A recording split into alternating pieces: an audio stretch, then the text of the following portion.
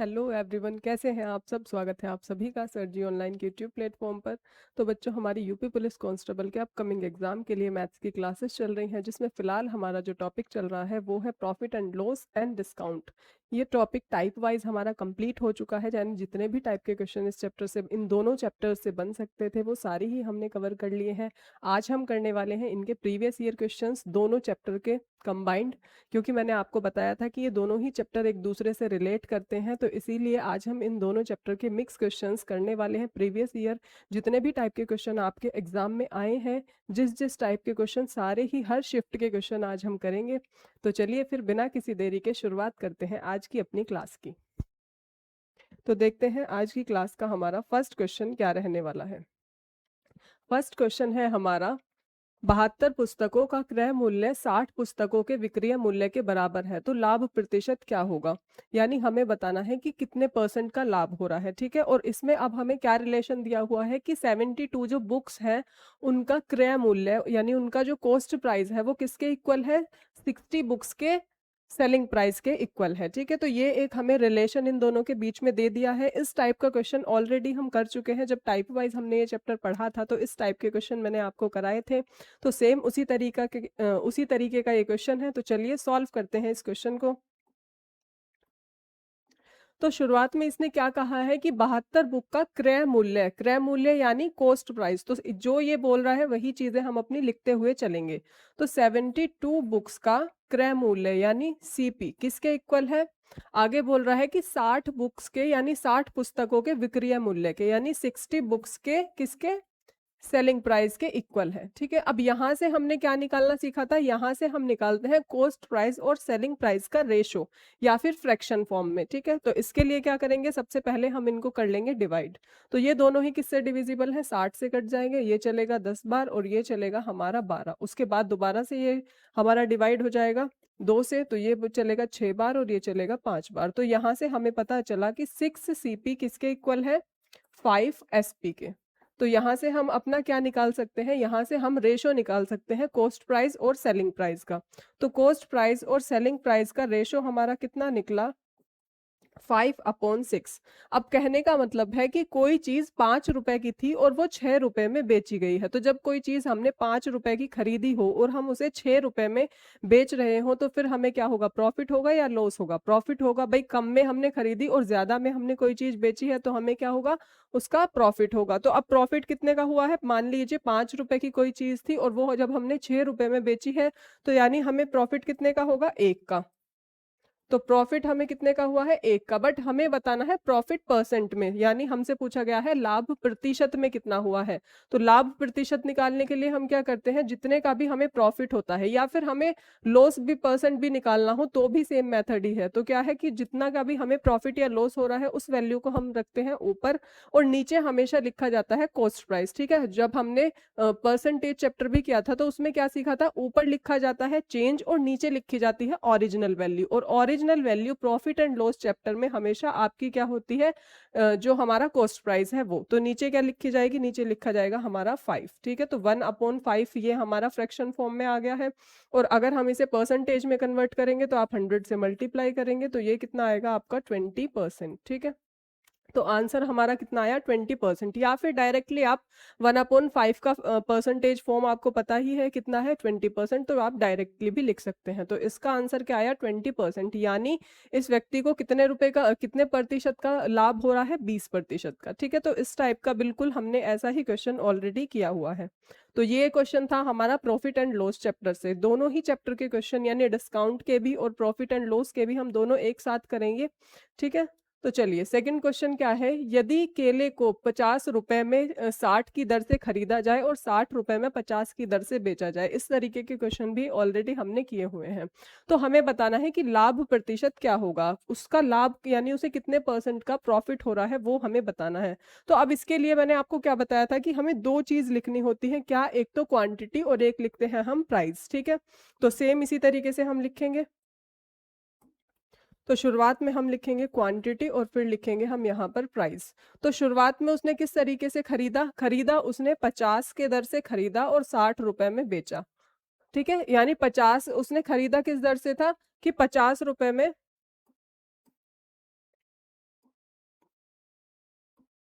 ठीक है। शुरुआत में जब उसने खरीदा है तो वो किस रेट से खरीदा है कि 60 केले 50 रुपए में उसने खरीदे, तो क्वांटिटी कितनी थी शुरुआत में 60 और प्राइस कितना था उनका 50। उसके बाद क्या किया उसने कि उसने 60 रुपए में 50 की दर से बेचे, यानी कि 50 जो बनाना है वो कितने रुपए के बेचे हैं 60 के, ठीक है। अब यहाँ पर हमसे प्रॉफिट एंड लॉस जब भी पूछता है तो सबसे पहले हम क्या करते हैं, सबसे पहले हम अपनी क्वांटिटी को सेम कर लेते हैं, यानी मात्रा को हम सेम कर लेते हैं दोनों में, यानी जितने की उसने खरीदी थी और जितने की उसने बेची है दोनों में ही हम अपनी जो क्वांटिटी होती है क्वांटिटी को कर लेते हैं हम सेम। तो क्वांटिटी को सेम करने का तरीका क्या होता है, या तो आप इनका एलसीएम ले लीजिए, और अगर आपके दोनों ही नंबर ऐसे हैं यानी जहां पर आपका एचसीएफ जो है इनका 1 होता है तो वहां हम कर लेते हैं इनकी क्रॉस मल्टीप्लाई, बट यहाँ पर हमारा एलसीएम लेने से ही काम चल जाएगा, तो हम 60 एंड 50 का लेंगे एलसीएम, ठीक है। तो इसका एलसीएम कितना आएगा भाई, 6 और 5 का कितना होता है 30, एक जीरो आगे लग जाएगी तो यानी 300 ले सकते हैं हम, ठीक है। हो सकता है उससे कम भी हो, बट सीधा सीधा हमें यहाँ पर 300 से पता चल रहा है, तो 60 को 3, अब क्या करते हैं हमें करनी होती है क्वांटिटी सेम। तो क्वांटिटी सेम करने के लिए हम क्या करते हैं, दोनों तरफ वैल्यूज को हम करेंगे सेम बनाना है हमें, तो 6 अब एलसीएम आया 300, तो 60 को 300 बनाने के लिए कितने की मल्टीप्लाई करेंगे हम 5 की, ऐसे ही 50 को 300 बनाने के लिए हम किसकी मल्टीप्लाई करेंगे 6 की, ठीक है। तो यहाँ से हमें क्या पता चला कि जो 300 बनाना थे वो कितने के थे 250 के, यानी जो खरीदे गए हैं वो किस दर से खरीदे गए हैं कि 300 जो बनाना है वो कितने के खरीदे गए हैं 250 के, और बेचे किस दर से गए हैं कि 300 जो बनाना है वो 360 के बेचे गए हैं। अब यहाँ से हमें सीधा सीधा प्रॉफिट तो पता चल गया कि इनको हो रहा है प्रॉफिट, बट प्रॉफिट हो कितने का रहा है, कितने परसेंट का हो रहा है वो भी हमें बताना है, क्योंकि इन क्वेश्चंस में आपसे कभी भी सीधा सीधा प्रॉफिट नहीं पूछा जाता, बहुत रेयर है कि डायरेक्टली प्रॉफिट पूछे, बेसिकली आपको प्रॉफिट परसेंट या लॉस परसेंट परसेंट में ही बताना होता है, ठीक है। तो सबसे पहले तो हम देखेंगे कि भाई प्रॉफिट हो कितने का रहा है, तो प्रॉफिट कोई चीज 250 रुपए की थी यानी 250 की थी, और थ्री वो चीज और बेची कितने में गई है 360 में, तो उसको कितने रुपए का फायदा हो रहा है, उसको हुआ है यहाँ पर 110 रुपए का फायदा, ठीक है। अब ये तो हो गया चेंज, ठीक है। अब नीचे क्या लिखी जाती है, नीचे लिखी जाती है हमेशा ओरिजिनल वैल्यू, और ओरिजिनल वैल्यू हमारी होती है क्या, ओरिजिनल वैल्यू हमेशा होता है हमारा कॉस्ट प्राइस, तो कॉस्ट प्राइस कितना है हमारा 250, जीरो से जीरो हमारी कैंसिल, और परसेंटेज में चेंज करने के लिए हम क्या करते हैं 100 से मल्टी, किसी भी नंबर को आपको परसेंटेज में चेंज करना हो तो हमेशा 100 से होती है मल्टी, ठीक है। तो 25 से जब आप 100 को करेंगे तो ये चलेगा 4 टाइम्स, तो ये हो जाएगा हमारा 11 मल्टी 4 यानी 44%।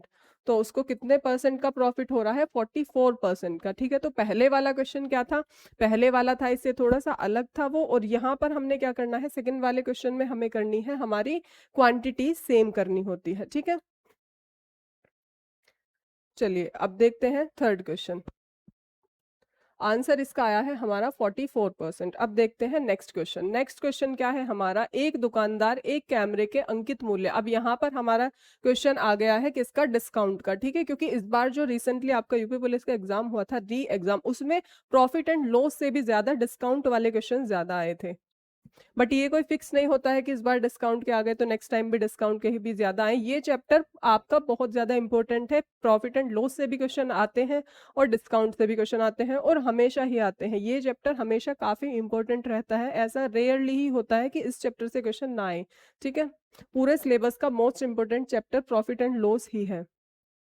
एक दुकानदार एक कैमरे के अंकित मूल्य पर 10% की छूट देता है, यदि कैमरे का क्रय मूल्य 3600 रुपए है तो अंकित मूल्य ज्ञात कीजिए ताकि दुकानदार 10 रुपए छूट देने के बाद भी 20% का लाभ अर्जित कर सके। तो वो क्या कह रहा है कि अगर दुकानदार 10% की छूट भी दे देता है बट फिर भी उसे 20% का प्रॉफिट होता है। अब वो 20% का प्रॉफिट क्या होता है कि वो अंकित मूल्य यानी जो मार्क प्राइस होता है उसे ऑलरेडी वो कुछ बढ़ाकर लिखता है और अपने प्रॉफिट को वो पहले ही निकाल लेता है। इस तरीके से उनका मार्क प्राइस सेट किया जाता है, ये ऑलरेडी आपको बताया गया है।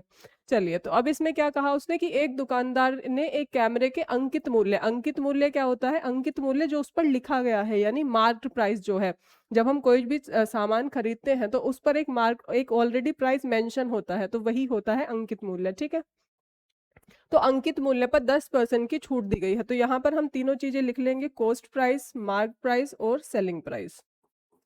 ठीक है, अब क्या कह रहा है कि अंकित मूल्य पर 10% की छूट दे दी है। 10% की छूट का मतलब अगर मान लीजिए उस पर जो 100 रुपए मेंशन थे उस कैमरे पर, तो उसने 10% की छूट दे दी। ठीक है, तो यानी कितने रुपए का उसने सेल किया होगा, 90 रुपए का। ठीक है, अब उसके बाद वो कहता है कि फिर भी उसे 20% का प्रॉफिट हो जाता है, यानी कि जितना का भी उसने बेचा है, जैसे 90 रुपीज का अगर उसने बेचा है, तो ये जो कॉस्ट प्राइस है उससे 20% ज्यादा है। तो अगर हमने माना कॉस्ट प्राइस जो है वो 100% है, तो सेलिंग प्राइस क्या होगा भाई? सेलिंग प्राइस क्या कह रहा है कि वो 20% ज्यादा, 20% का फायदा हो रहा है, तो सेलिंग प्राइस कितना होगा, 120। और इस 120 की वैल्यू ऑलरेडी हमें पता है कितनी है, 90। ठीक है, तो 120 की वैल्यू कितनी है हमारी, 90। हमें बतानी है सबसे पहले कॉस्ट प्राइस की वैल्यू, तो कॉस्ट प्राइस की वैल्यू हमारी कितनी होगी, तो कॉस्ट प्राइस है हमारा 100 और इसकी वैल्यू हो जाएगी हमारी 90 मल्टी 100/120। जो भी हमें निकालना होता है हमेशा, ठीक है, जो भी हमें दिया गया होता है उसको हम नीचे रखते हैं, और जो हमें फाइंड करना होता है, जिसकी वैल्यू हमें चाहिए होती है, अब वो हमें क्या करते हैं, हम अपना ऊपर मेंशन करते हैं। अब ऐसा हम कर क्यों रहे हैं भाई, कॉस्ट प्राइस हम निकाल क्यों रहे हैं, क्योंकि जो आपको वैल्यू दी गई है वो क्रय मूल्य दिया गया है। अब क्रय मूल्य निकालने के लिए हमें सबसे पहले उस क्रय मूल्य की एक रेशियो वाली वैल्यू जो है निकालनी पड़ेगी। इसके लिए हम ये चीज कर रहे हैं, क्योंकि जो विक्रय मूल्य है और जो अंकित मूल्य है, यानी जो सेलिंग प्राइस है हमारा, और जो हमारा मार्क प्राइस है, वो हमारे पास रेशो में है। तो इसीलिए हमें अपने क्रय मूल्य यानी कॉस्ट प्राइस को भी पहले उन्हीं की फॉर्म में चेंज करना होगा। ठीक है, तो यहाँ से हम अपना फाइंड करेंगे, तो ये आ जाएगा, 0 से 0 होगी कैंसिल, 3 से चला ये 4 टाइम्स, 3 टाइम्स, और ये हो जाएगा आपका 3 मल्टी 100/4। तो 4 से जब करेंगे ये आएगा 25, यानी 25 से कितना आया, 75। तो यानी हमारा जो कॉस्ट प्राइस है वो कितना है, 75। अब इसको समझो, 75 उस चीज को जो दुकानदार ने खुद खरीदा था 75 में, अब उसने उस पर कुछ पैसे बढ़ाकर उसको कितना लिख दिया, 100 रुपए मेंशन कर दिया मार्क प्राइस, और फिर उस मार्क प्राइस पर डिस्काउंट शो कर दिया 10% का। ठीक है, तो इसी तरीके से होता है, कस्टमर जो शॉपकीपर होते हैं वो अपना प्रॉफिट ऑलरेडी पहले ही निकाल लेते हैं। ठीक है, इसी तरीके से वो अपना डिस्काउंट सेट करते हैं ताकि उनका प्रॉफिट जो है वो पहले ही बच जाए। तो अब यहाँ पर हमें क्या दिया हुआ है कि क्रय मूल्य दिया हुआ है। अब क्रय मूल्य की जो हमने वैल्यू निकाली है 75 है वो, तो इस 75 की हमें ओरिजिनल वैल्यू दी गई है। तो 75 की ओरिजिनल वैल्यू कितनी है, 75 की वैल्यू है हमारी 3600। अब हमसे पूछा क्या गया है, क्वेश्चन में पूछा गया है कि अंकित मूल्य ज्ञात कीजिए। अंकित मूल्य यानी मार्क प्राइस। अब मार्क प्राइस हमारा इस फॉर्म में कितना था, 100, यानी हमें 75 की वैल्यू दी गई है, 75 का मान दिया गया है, और हमें 100 का मान निकालना है। ठीक है, तो अब जिस चीज की हमें वैल्यू निकालनी होती है, जिसकी वैल्यू हमें निकालनी होती है उसकी करते हैं हम ऊपर मल्टी, और जो ऑलरेडी गिवन होता है हमें उसको लिखते हैं हम नीचे। ठीक है, तो नीचे 75 आया, जो हमें फाइंड करना है वो लिखते हैं हम ऊपर। तो 75, और ये चलेगा 25 से, 25 या 75, और ये चलेगा 4 टाइम्स। ठीक है, 3 से भी ये होगा हमारा 1200। तो यानी हमारा क्या आया, 1200 मल्टी 4। ठीक है, तो ये कितना आएगा हमारा 4800। तो यानी उस कैमरे का जो अंकित मूल्य था, यानी कि मार्क प्राइस क्या था, वो कितना था हमारा 4800। क्लियर है, समझ में आ गया? तो इस तरीके से सबसे पहले आप तीनों लिख लीजिए, कॉस्ट प्राइस भी, मार्क प्राइस भी, और अपना सेलिंग प्राइस भी। ठीक है, और फिर तीनों की एक रेशो वाली, ये जो वैल्यूज होती हैं ये रेशो फॉर्म में होती हैं एक तरीके से। ठीक है, यानी जो हम लेट कर लेते हैं सिर्फ इनको 100 के बेसिस का, अब इनमें से एक को तो हम 100 लेट कर लेते हैं, फिर बाकी दो को हम उन्हीं के बेसिस पर फाइंड कर लेते हैं। ठीक है, तो यहाँ पर हमारा क्या आ गया, यहाँ पर हमने निकाला कि जो हमारा कैमरा है उसका मार्क प्राइस कितना है। तो मार्क प्राइस कितना था कैमरे का, तो मार्क प्राइस था कैमरे का हमारा 4800। चलिए अब देखते हैं नेक्स्ट क्वेश्चन। अगला क्वेश्चन है हमारा, एक व्यक्ति ने एक वस्तु को 20% की हानि पर बेचा, यानी कि कोई भी चीज है उसे 20% के लॉस पर बेचा गया है।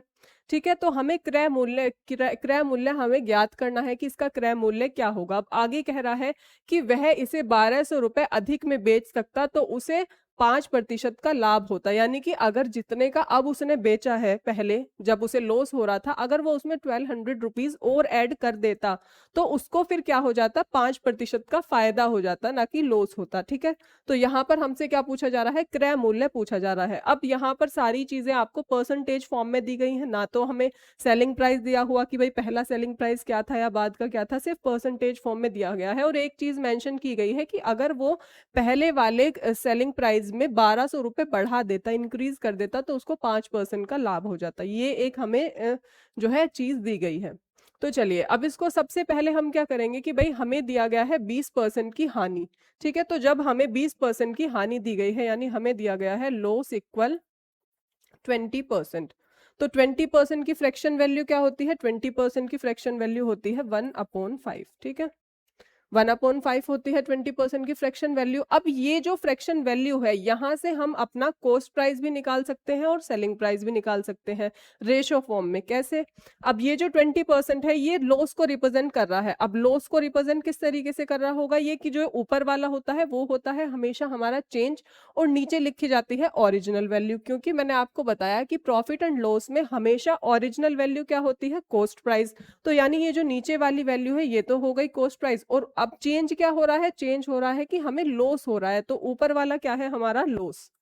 तो कहने का मतलब है कि कोई चीज 5 रुपए की खरीदी गई थी और उस पर 1 रुपए का लॉस हुआ। तो जब हमने कोई चीज 5 रुपए की खरीदी और 1 रुपए का उस पर जब हमें लॉस हो गया, यानी नुकसान हो गया, तो सेलिंग प्राइस हम पता कर सकते हैं क्या? तो सेलिंग प्राइस होगा उसका 4 रुपए।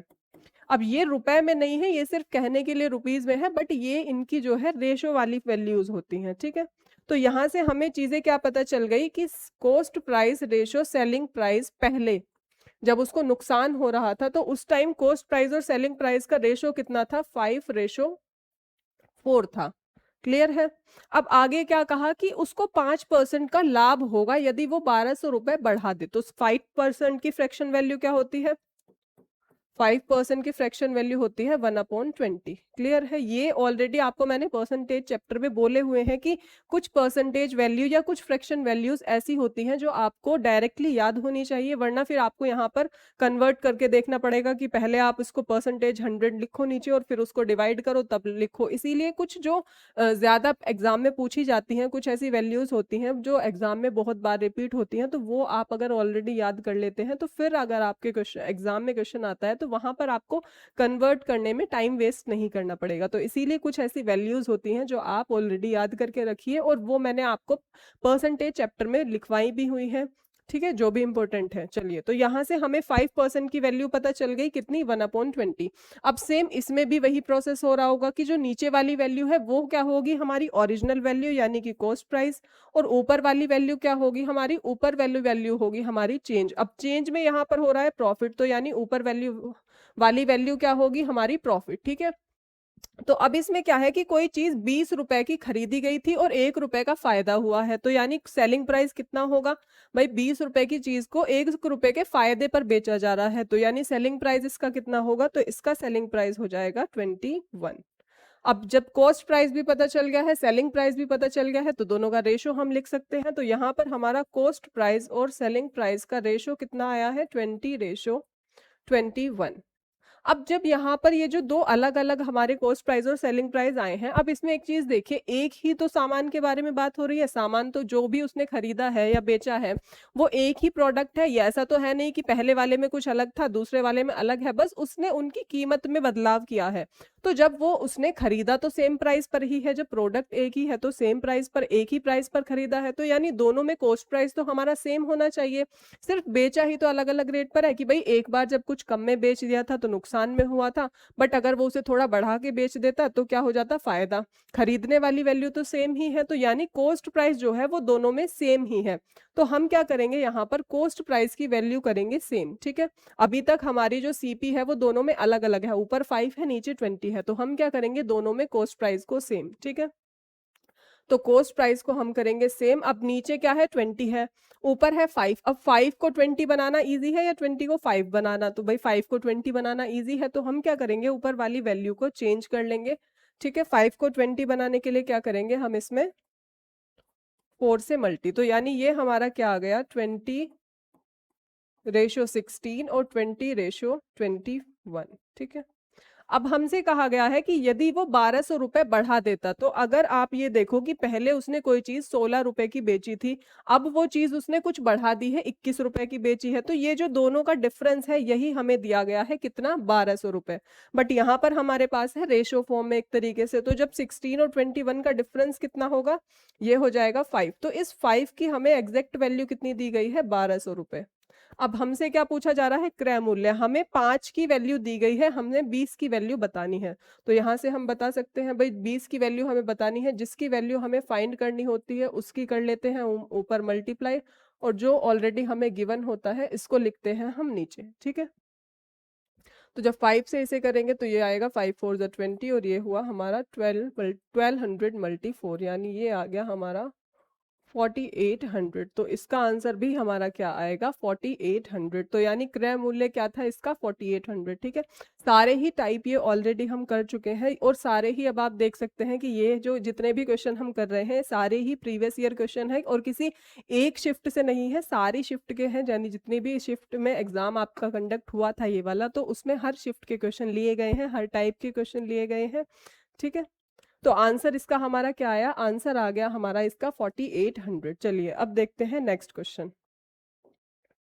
अगला क्वेश्चन क्या है हमारा, एक व्यापारी अंकित मूल्य पर 20% की छूट देता है, उसे अभी भी क्रय मूल्य पर 44% का लाभ होता है, यदि वह अंकित मूल्य पर बेचता तो लाभ प्रतिशत कितना होता।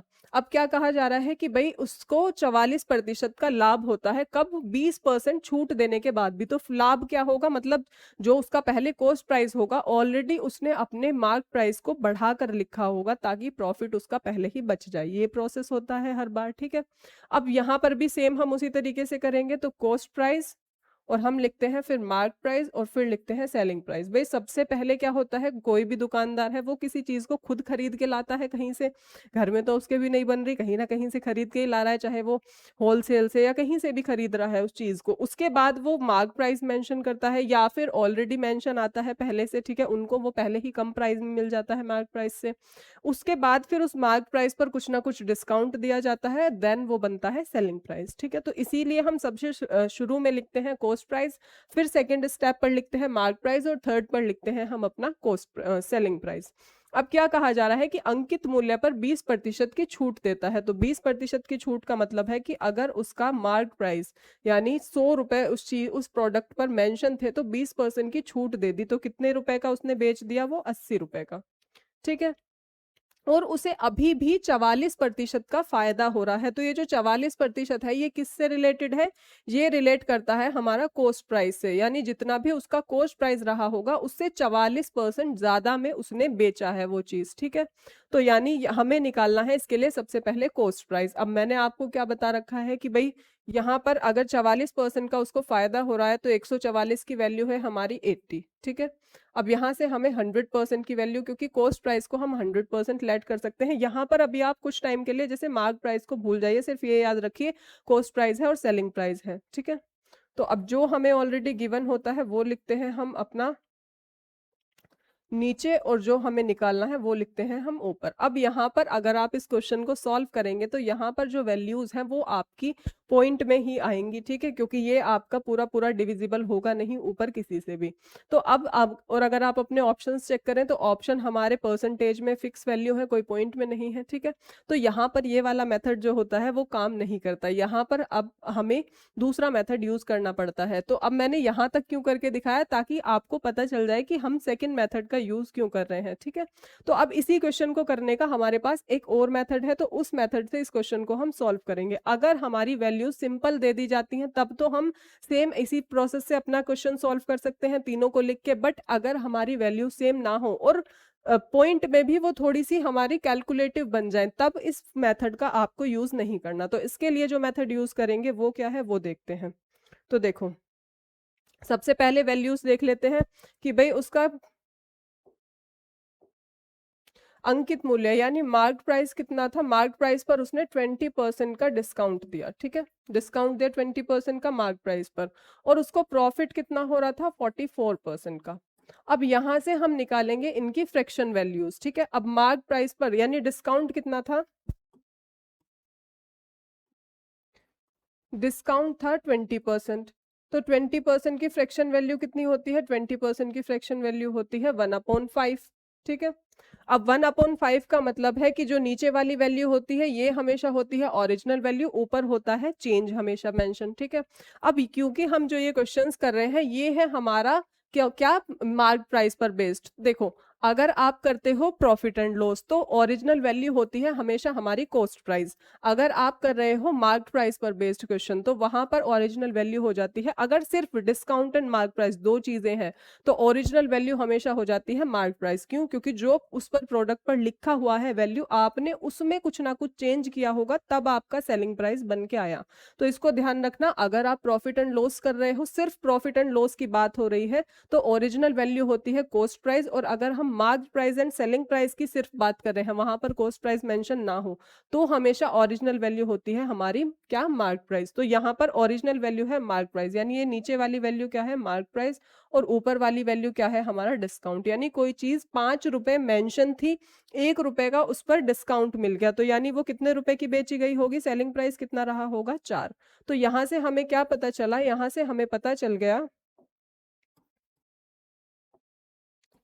तो यहां से हमें क्या पता चला कि भाई डिस्काउंट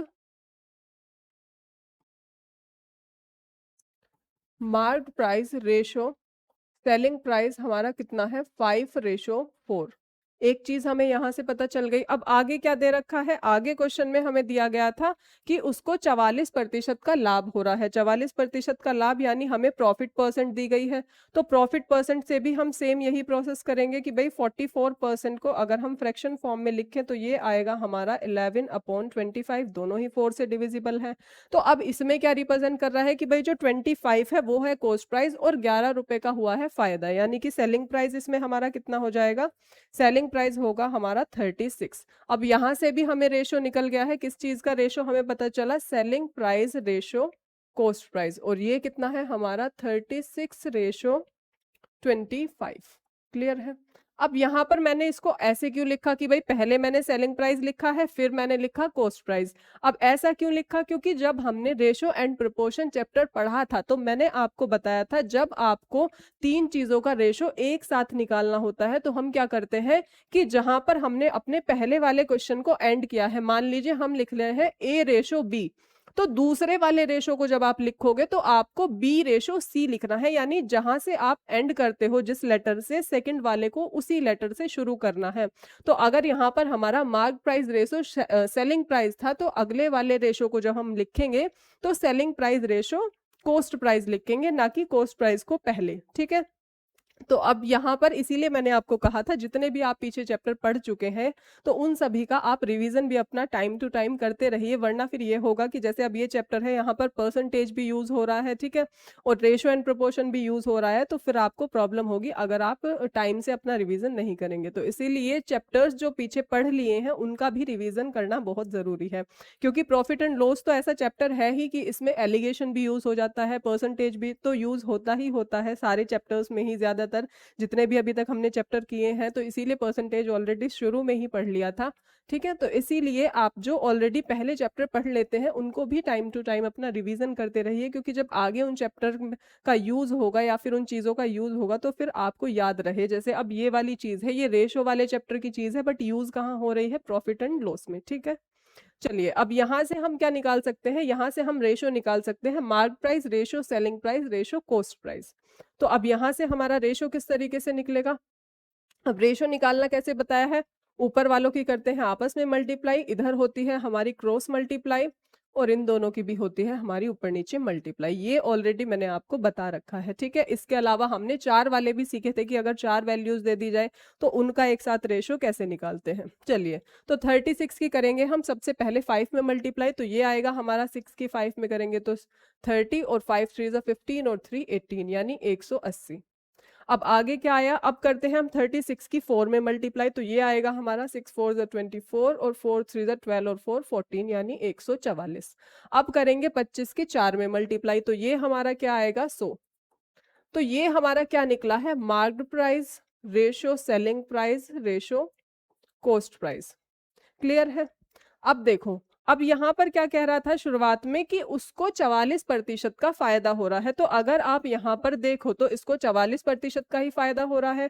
भाई कॉस्ट प्राइस क्या है इसमें 100 रुपए है और सेलिंग प्राइस क्या है 144 है। तो कितने रुपए का उसको फायदा हो रहा है 44% का। कितने परसेंट का 44 का। ये ऑलरेडी हमें दिया गया था, वो चीज हमने निकाल ली। अब क्वेश्चन में हमसे क्या पूछा गया था कि यदि वह अंकित मूल्य पर बेचता।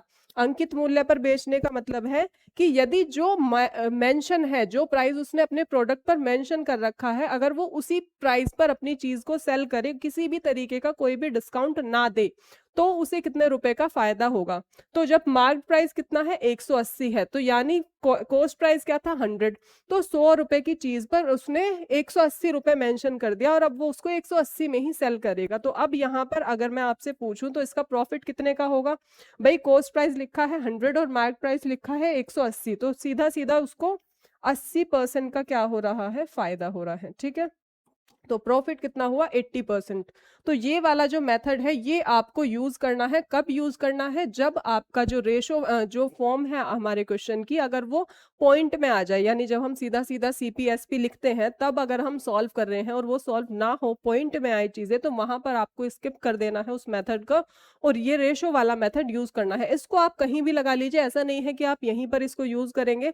चाहे तो आप सीधे सीधे क्वेश्चन में भी इसे यूज कर लीजिए, या फिर अगर पॉइंट में बन जाता है क्वेश्चन तब भी आप इसे, तब तो आप इसी को ही यूज करेंगे। ठीक है, तो इसीलिए ये वाला मेथड मैंने आपको समझा दिया है, ताकि अगर क्वेश्चन आ जाए आपका और पॉइंट में बने तो वहां आपको क्वेश्चन में पॉइंट में टाइम वेस्ट करने की जरूरत नहीं है। आप दूसरे मेथड का रेशो से इस क्वेश्चन को सॉल्व कर सकते हैं बिल्कुल ईजिली। चलिए अब देखते हैं नेक्स्ट क्वेश्चन। अगला क्वेश्चन क्या है हमारा कि एक दुकानदार एक वस्तु के अंकित मूल्य पर 12% की छूट देता है। इस प्रकार देता है कि विक्रय मूल्य 1320 रुपए हो, तो वस्तु का अंकित मूल्य क्या होगा। ठीक है, हमें यहाँ पर क्या दिया गया है, सेलिंग प्राइस दिया गया है, विक्रय मूल्य दिया गया है 1320 रुपए, और हमसे क्या पूछा जा रहा है कि वस्तु का अंकित मूल्य यानी कि मार्क प्राइस उस चीज का कितने रुपए होगा।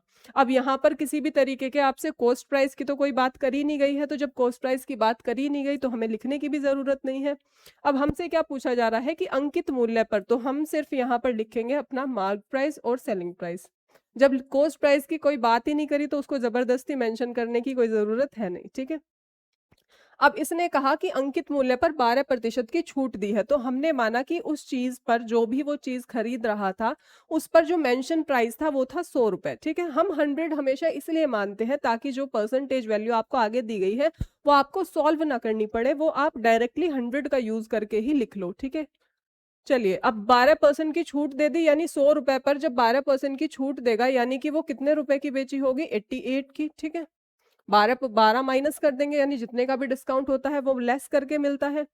अब आगे कहा जा रहा है कि जो विक्रय मूल्य है वो 1320 है, यानी इस 88 की वैल्यू दी गई है आपको 1320, और आपसे पूछा जा रहा है इस एमपी यानी मार्क्ड प्राइस की वैल्यू क्या होगी। ठीक है, तो अब 88 की वैल्यू हमें कितनी दी गई है 1320, और हमसे पूछा जा रहा है 100 की वैल्यू। तो जो हमें फाइंड करनी पड़ती है उसको लिखते हैं हम हमेशा ऊपर, और जो वैल्यू ऑलरेडी हमें गिवन होती है उसको लिखते हैं हम नीचे।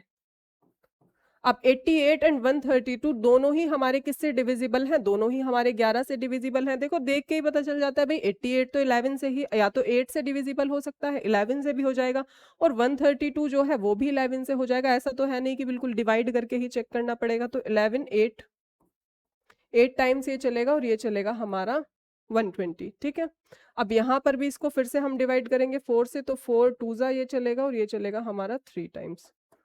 ठीक है, तो यहाँ से फिर से अगर आप डिवाइड करेंगे तो ये आएगा हमारा कितना 1500। ठीक है, तो यानी कि इसका जो मार्क प्राइस था वो कितना था, मार्क प्राइस इसका चीज का जो भी इसने प्रोडक्ट खरीदा है उसका मार्क प्राइस था 1500 रुपए, और फिर उस पर 12% की छूट होने के बाद उसको वो 1320 रुपए की चीज मिली है। तो यानी कि मार्क प्राइस कितना है हमारा 1500। ठीक है, काफी सिंपल सा क्वेश्चन था, इसमें तो कुछ ज्यादा टिपिकल घुमा फिरा के भी नहीं पूछा गया है। तो बिल्कुल ईजी सिंपल से क्वेश्चन भी आते हैं और थोड़े से हमारे अच्छे लेवल के क्वेश्चन भी एग्जाम में आते हैं इस चैप्टर से। ये एक ऐसा चैप्टर है जिससे काफी अच्छे क्वेश्चंस भी बन जाते हैं बाकी चैप्टर्स के कंपैरिजन में। अगर हम बाकी चैप्टर्स को देखें जितने भी हमने किए हैं, तो वहां पर हमारे थोड़े मतलब लेवल इतना अच्छा भी नहीं रहता क्वेश्चंस का, बट ये वाला जो चैप्टर है यहाँ से काफी टिपिकल भी क्वेश्चन आते हैं। कैलकुलेटिव जो क्वेश्चन बनेंगे तो वो आपके प्रॉफिट एंड लॉस से ही बनते हैं। चलिए, अब अगला क्वेश्चन क्या है कि 300 वस्तुओं का विक्रय मूल्य 500 वस्तुओं के क्रय मूल्य के बराबर है। अब यहाँ पर आपको थोड़ी सी वो प्रैक्टिस भी हो जाएगी कि एकदम से जब दूसरा चैप्टर हमारा सामने आ जाए, जैसे अभी डिस्काउंट का क्वेश्चन कर रहे थे, अब अगला क्वेश्चन हमारा प्रॉफिट एंड लॉस का आ गया है, तो वो भी आपको सीखना है। आगे यही चीज काम आने वाली है, क्योंकि टाइप वाइज या फिर चैप्टर वाइज टॉपिक को पढ़ना फिर भी ईजी है, बट जब मिसलिनियस क्वेश्चन आते हैं सारे मिक्स होके, तो वहां पर पता चलता है कि कोई चैप्टर कितने अच्छे से पढ़ा है। चलिए, तो इसमें क्या पूछा जा रहा है कि 300 वस्तुओं का विक्रय मूल्य 500 वस्तुओं के क्रय मूल्य के बराबर है। अब जो चीज कही जा रही है सेम इसी चीज को हम लिखेंगे कि 300 जो भी वस्तु, जो भी आर्टिकल्स उसने खरीदे हैं, उनका जो एसपी है वो किसके इक्वल है? 500 आर्टिकल्स के सीपी के, कॉस्ट प्राइस के। ठीक है, अब जीरो से हमारी जीरो होगी कैंसिल। अब सबसे पहले हम यहाँ से क्या करते हैं कि सीपी और एसपी जो होता है उसका रेशो हम निकाल लेते हैं। तो यहाँ से हमें रेशो पता चल गया कि एसपी अपॉन सीपी क्या है हमारा 5/3। अब यहाँ से हमें क्या पता चला कि अगर उसने कोई चीज 3 रुपए में खरीदी थी तो उसने 5 रुपए में बेच दी। अब आगे क्वेश्चन पढ़ते हैं कि क्वेश्चन में क्या पूछा जा रहा है। तो हानि या लाभ प्रतिशत ज्ञात कीजिए। सबसे पहले तो आपको बतानी है कि लॉस हो रहा है कि प्रॉफिट हो रहा है, वो बताओ। अब 3 रुपए की कोई चीज अगर आप खरीद के उसको 5 रुपए में सेल कर रहे हो तो क्या होगा? फायदा होगा। ठीक है, प्रॉफिट होगा। अब प्रॉफिट कितने का होगा भाई? 2 का होगा। ठीक है, अब हमसे पूछ रहा है प्रॉफिट परसेंट। तो प्रॉफिट परसेंट निकालने के लिए क्या होता है? ऊपर लिखा जाता है प्रॉफिट बाय फॉर्मूला भी अगर आप करो तो ऊपर लिखा जाता है प्रॉफिट, नीचे लिखा जाता है हमारा कॉस्ट प्राइस, और परसेंटेज में चेंज करने के लिए करते हैं 100, बट हम 100 की मल्टी नहीं करेंगे। ठीक है, अब इसको आप कैसे करेंगे भाई? हमें ये पता है 1/3 की जो फ्रैक्शन वैल्यू होती है वो परसेंटेज वैल्यू होती है 33 सही 1/3%।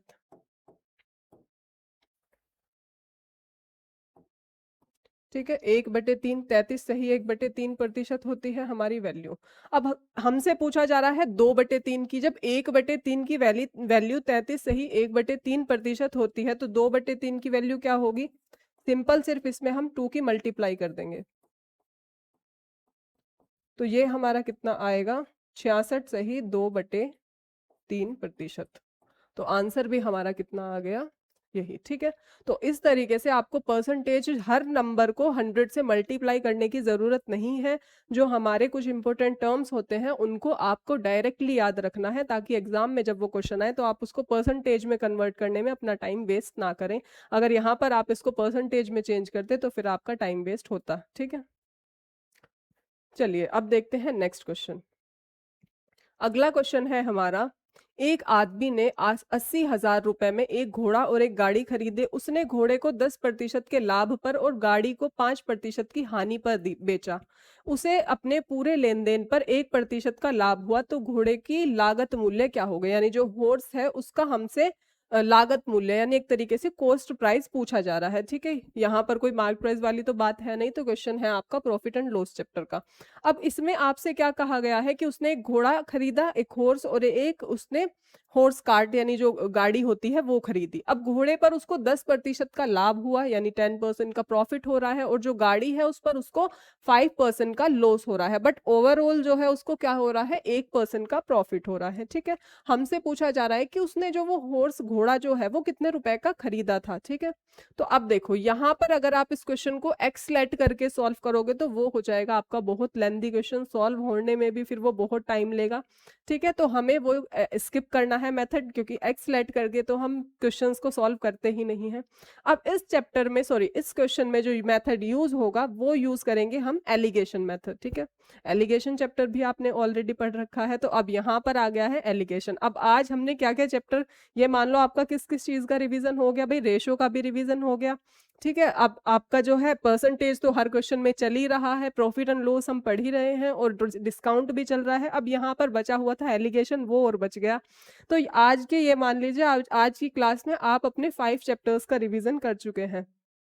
चलिए, अब देखिए, अब इसमें पूछा, आपको दिया गया है कि 80,000 रुपए, दोनों चीजों की जो कीमत है मिलाकर जो उसने खरीदा था वो 80,000 रुपए का खरीदा था।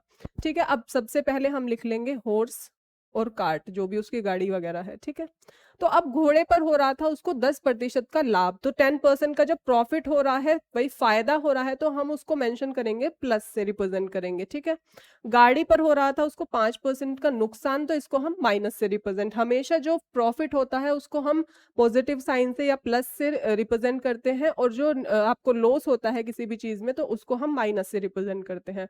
ओवरऑल 1 रुपए का हो रहा था लाभ, तो इसको भी हम प्लस से रिप्रेजेंट करेंगे। ठीक है, अब यहाँ पर लगेगा हमारा एलिगेशन मेथड। अब एलिगेशन मेथड आपको यूज करना आता है, कैसे यूज करते हैं भाई, ऊपर अगर 10 है, यहाँ पर 1 है, तो सबसे पहले जो ग्रेटर वैल्यू है उसमें से एक वैल्यू तो हमेशा आपकी छोटी होगी, जो मिडिल टर्म है उससे एक वैल्यू हमेशा छोटी होती है और एक होती है हमेशा बड़ी, ये चीज है बताई हुई है। तो अब ये है हमारा 10 और ये है 1, तो जब 10 में से आप 1 को माइनस करेंगे तो ये आएगा 9। अब एक बार हम ऊपर से नीचे अगर माइनस कर रहे हैं तो दूसरी बार हमें नीचे से ऊपर करना पड़ेगा। ठीक है, तो हमें क्या करना है, यहां पर एक चीज समझनी है, 1 में से माइनस करना है -5। तो अब यहाँ पर देखो माइनस माइनस क्या होता है, प्लस, तो यानी ये क्या आ गया 6। बस इसको एक चीज को आपको ध्यान रखना है इस क्वेश्चन में, ये यहाँ पर आंख बंद करके बस ये मत कर देना कि 1 में से 5 माइनस कर दिया, ठीक है, और ये बच गया हमारा -4, ये मत कर देना बिल्कुल भी।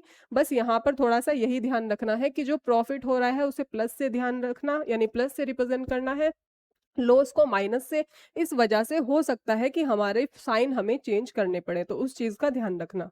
अब ये जो आया है ये आ गया हमारा रेशो, किस चीज का, हॉर्स और जो कार्ट था, उसकी जो गाड़ी थी वो, उसका जो लागत मूल्य था उसका रेशो निकल के आ गया। अब रेशो हमेशा हमारा सिंपलेस्ट फॉर्म में होता है, यानी वो बिल्कुल हमारा जो है उसके जो निम्नतम मान होता है उसका सिंपलेस्ट फॉर्म उसमें लिखा जाता है। तो ये हो गया हमारा 2:3, दोनों ही 3 से डिविजिबल है। अब हमसे पूछा जा रहा है घोड़े का लागत मूल्य, तो अगर रेशो में बात करूं तो मैं घोड़े का मूल्य कितना है 2 रेशो में, बट हमें उसकी ओरिजिनल प्राइस बतानी है, तो भाई जिसकी प्राइस बतानी है वो लिखेंगे हम ऊपर, दोनों की टोटल प्राइस लिखी जाएगी नीचे, 2 + 3 कितना होगा 5, और हमें ओरिजिनल वैल्यू जो हमें दे रखी है इन दोनों का सम कितना है उससे करेंगे हम मल्टीप्लाई। तो ये हमारा कितना आएगा, 5 से जब हम इसको डिवाइड करेंगे तो 5 × 1 = 5 और 5 × 6 = 30, तो ये आया हमारा 32,000। यानी उस हॉर्स की जो लागत मूल्य थी या फिर उसका जो कॉस्ट प्राइस था वो कितना था हमारा 32,000 रुपीज। क्लियर है, समझ में आ गया।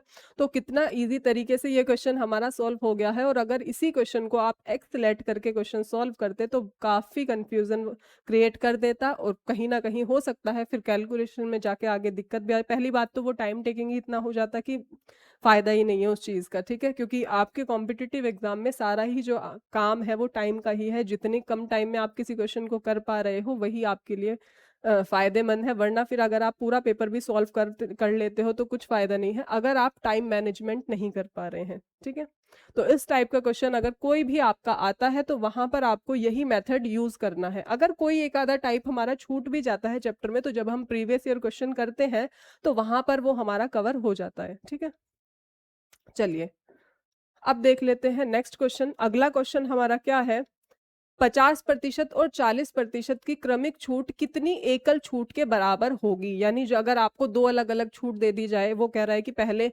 50% की छूट दे रहा हूँ, ठीक है, फिर उसके बाद दोबारा से मन कर गया उसका छूट देने का, आपको डिस्काउंट देने का, तो उसने फिर से 40% का डिस्काउंट दे दिया। तो अब अगर आप इस क्वेश्चन को बाय फॉर्मूला करना चाहते हैं तो हमारे पास एक फॉर्मूला भी है, उसका भी आप यूज कर सकते हैं। फॉर्मूला क्या है कि A+B-AB/100। तो यहाँ पर आप वैल्यू मेंशन करेंगे तो 50 + 40 - 50 × 40/100। जीरो से हमारी जीरो होंगी कैंसिल, तो ये हो गया हमारा 90 - 20 यानी 70%। तो ओवरऑल उसको कितने रुपए का जो है डिस्काउंट मिला है, 70% का। अब ये तो हो गया बाय फॉर्मूला। अब हो सकता है भैया आप फॉर्मूला भूल जाओ, इतने सारे फॉर्मूले हैं आपके, तो एक मेथड है हमारे पास विदाउट फॉर्मूला, अगर आप क्वेश्चन सॉल्व करना चाहते हैं। ठीक है, तो अब इसके लिए हम क्या देखेंगे, सबसे पहले कि हमने लिख लिया मार्क प्राइस, ठीक है, और सेलिंग प्राइस। अब उसने शुरुआत में क्या कहा था, 50% की छूट मिल रही है। मान लीजिए जो भी वो सामान है वो 100 रुपए उस पर जो है अंकित था मूल्य, यानी मार्क्ड प्राइस लिखा हुआ था, और उसने इस पर 50% का जब डिस्काउंट दिया तो वो कितने रुपए का बेचा उसने, 50 रुपए का बेचा। ठीक है, अब इस 50 रुपए पर भी इसने 40% की छूट दे दी, तो अब उसने छूट किस पर दी है, इस 50 रुपए पर। ठीक है, तो अब 50 का अगर हम 40% निकालें तो ये कितना होगा हमारा,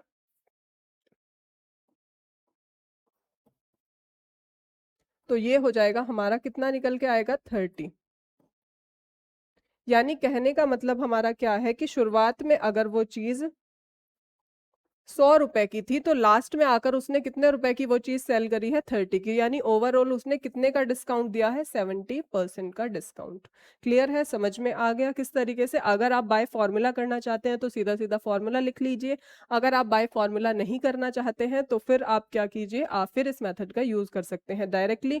उसने 50% की जो छूट देता है उसको आप बाहर निकाल दीजिए। 100 रुपए थे, 100 रुपए पर 50% की छूट दे दी, यानी कितने रुपए में बेचा, 50 रुपए पर। अब 50 रुपए पर भी 40% की छूट दे दी तो कितने रुपए पर बेचा होगा भाई, अगर 40% की छूट दे दी तो 60% पर बेचा होगा। 50 का 60% कितना हुआ, 30। तो कहने का मतलब है इस 100 रुपए की चीज को एट लास्ट उसने 30 रुपए पर सेल कर दिया, तो कितने परसेंट का आपको डिस्काउंट दे दिया उसने, 70% का। ठीक है, चलिए तो आंसर इसका कितना आया, 70%। अब देखते हैं नेक्स्ट क्वेश्चन, और ये है लास्ट क्वेश्चन। ठीक है, अब यहाँ पर आज हमने अपने इस टॉपिक में डिस्काउंट पढ़ा, ठीक है, प्रॉफिट एंड लॉस पढ़ा, परसेंटेज का यूज कर लिया था, रेशो का भी यूज कर लिया था, एलिगेशन का भी यूज कर लिया था, बच गया था सिर्फ हमारा simple interest and compound interest. तो इसीलिए ये हमारा है लास्ट क्वेश्चन, और ये है आपके लिए होमवर्क, ताकि आज आपकी इस क्लास से पूरे जितने भी अभी तक हमने चैप्टर कवर किए हैं वो सारे ही रिवीजन हो जाए। ठीक है, तो एक लास्ट क्वेश्चन है, काफी सारे क्वेश्चन हमने कर लिए हैं, अब इस क्वेश्चन को आपको करना है होमवर्क में, ताकि हमारा जो कंपाउंड इंटरेस्ट वाला चैप्टर है वो भी रिवीजन हो जाए। तो इसीलिए आपको रिवीजन करते रहना चाहिए सारे चैप्टर्स का, ताकि जब आपका आगे किसी भी चैप्टर में यूज होता है, और ये तो लाइन से 6-7 चैप्टर तो ऐसे हैं कि इनका आपस में कहीं ना कहीं रिलेशन बनता है। ठीक है, तो इसीलिए आप जो है अपना रिवीजन भी करते रहिए, सिर्फ मैथ्स का ही नहीं, हर एक सब्जेक्ट का, जो जितने भी आपके एग्जाम में आते हैं, जितने भी सब्जेक्ट से क्वेश्चंस बनते हैं, उन सभी सब्जेक्ट का आप जो है रिवीजन भी कंटिन्यू करते रहिए, ताकि पीछे जो आप पढ़ चुके हैं वो आपके माइंड से स्लिप ना हो, ना आप उसको भूलें, ताकि एग्जाम में अगर फिर क्वेश्चंस आए तो फिर आप उन्हें कर पाए। तो चलिए आज की क्लास को हम यहीं तक रखते हैं, मिलते हैं अपनी नेक्स्ट क्लास में, तब तक के लिए bye bye and have a nice day.